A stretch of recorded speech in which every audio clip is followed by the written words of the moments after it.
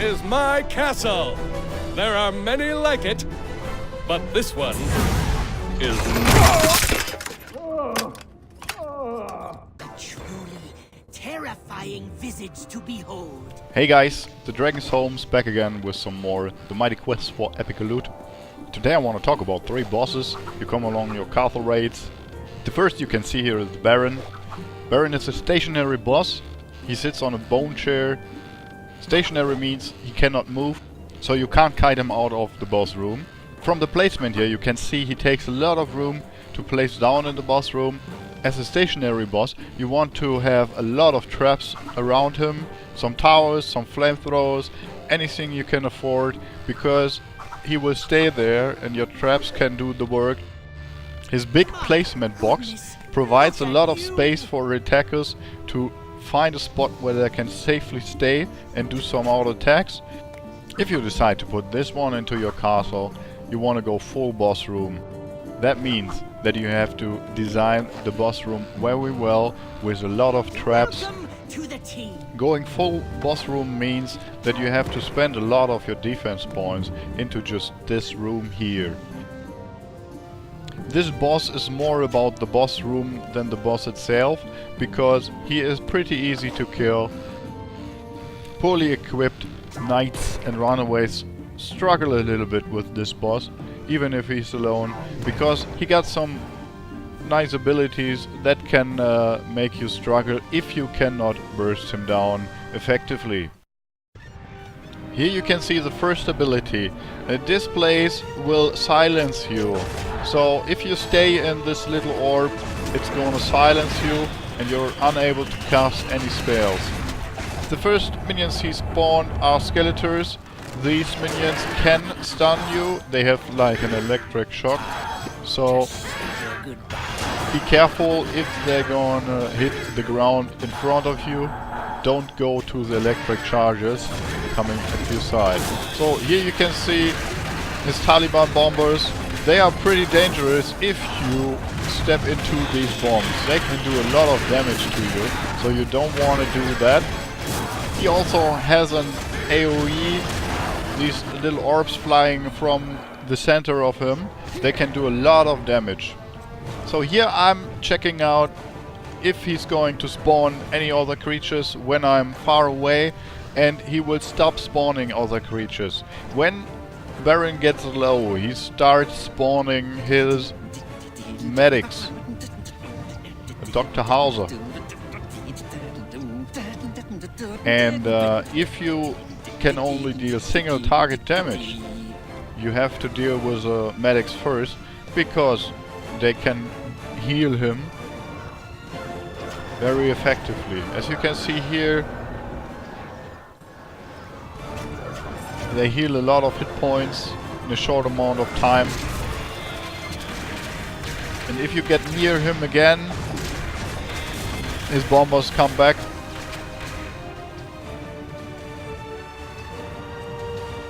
The best way to kill Baron is to AoE him pretty fast, so that the minions he spawns stay around him, and you AoE the full area with the barrage. So check it. In the aggro zone he will start spawning creatures again, as you can see here, and these bombs can really hurt, so be careful. One of them isn't that dangerous, but if you step into 3 or 4 of these things, it's gonna cost you a healing potion. As you see here, he spawned General Glockenstein. One of the other minions he can spawn is Jimbo, so be careful, watch out what he's spawning and how you want to deal with it. This boss is pretty nice in a boss room with a lot of traps. If your castle forces all 3 potions, this boss may give you the finishing blow, because he's unpredictable in some kind of way. That's Baron. The result was never in question. Your defenses lie battered before me. Now we take a look at a special boss you may come across, Icy Pops. This one is pretty nice. Icy Pops is not so common as the most other bosses, but I like him. Best use for Icy Pops is in a good boss room with some supporting minions and a lot of burst damage potential. You can see his auto attacks do some good amount of damage, and this glaciers here will stun you, and he may get another auto attack onto you. Looked pretty easy, but this was just the first state of this fight. As you can see here, the glacier attack become very much bigger here, 180 degrees, and his second ability are those snowballs. If you don't move, they will hit you, and they are gonna hit you hard. It's pretty easy to dodge those spells, but if you don't do, they do a lot of damage. And if you stay in this area and get hit by the glaciers, you're gonna get stunned again, and may he chain cast the second ability onto you. Icy Pops on its own is pretty weak, but if you have a tight boss room and a good amount of supporting minions around him, he can deal a lot of damage and also get some stuns out. Other minions can deal damage then, and your traps will also do. If he gets low, he uses his third spell. As you could see here, he tries to heal himself. You can interrupt this with a single auto attack. It's not so hard. If you struggle to get him down because he is in an area where you don't want to stay, where you don't want to fight him, there is a possibility to kite this boss out. Actually, he is stationary and his spells deal a lot of damage, even from an insane distance. He will manage to hit his spells, but if you go too far away, he will close the distance and will follow you. This area here, the snowballs, you can step into them after they landed. They do just impact damage. They will not slow or anything. There's no problem. So here you can see now I'm going away, and he will throw snowballs at me even from the far distance. But if you go much further, he will follow. So if you see him in a tight boss room, don't be upset to go and kite him out. It is possible. You can finish him in the boss room, you can finish him anywhere else. So he comes back once again.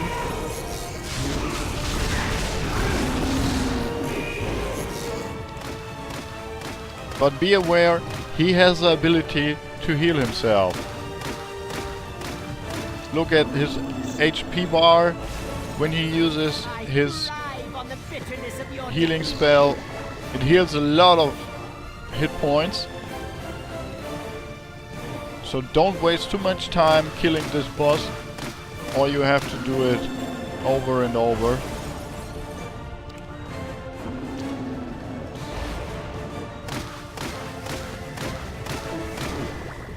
So if you see this boss in a tight boss room, try to lure him out so you can engage him in a safer zone. You don't want to have to kill him anywhere where you have to constantly dodge other traps and stuff that is thrown at you.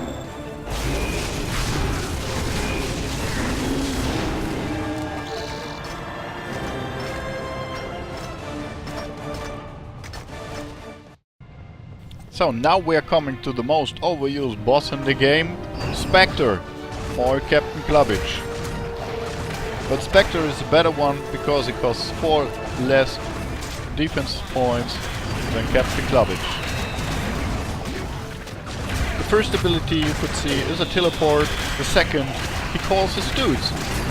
3 dudes, and he will call them again if you kill all 3 and go too far away. He's got also a stun ability. When he throws his weapon into the air, the next attack is going to knock you back and stun you. at the same time.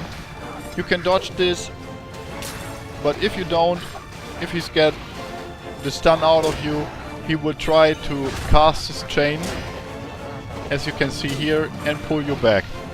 If you dodge that and go too far away, he will call his dudes again. Also, if you are near him and use a potion, he will call his dudes. So be aware of that. This boss is best used with a lot of good minions together, because he's pretty annoying when he's in a group of strong minions. If you can burst him down, it's good. Or you can also try to separate him. Kill all the minions first. He alone is no problem. As you can see here, you just have to walk a little bit and he's not able to get a hit onto you. The most important thing is dodge his stun ability. As you can see here, again, he throws his weapon up into the air, and the next ability is the knockback stun. Here you see the snare. It does a little bit of damage and it pulls you towards him. The most annoying thing on Spectre is his snare combined with his stun and other minions that gonna burst you down. But if you handle this boss will not be a problem anymore.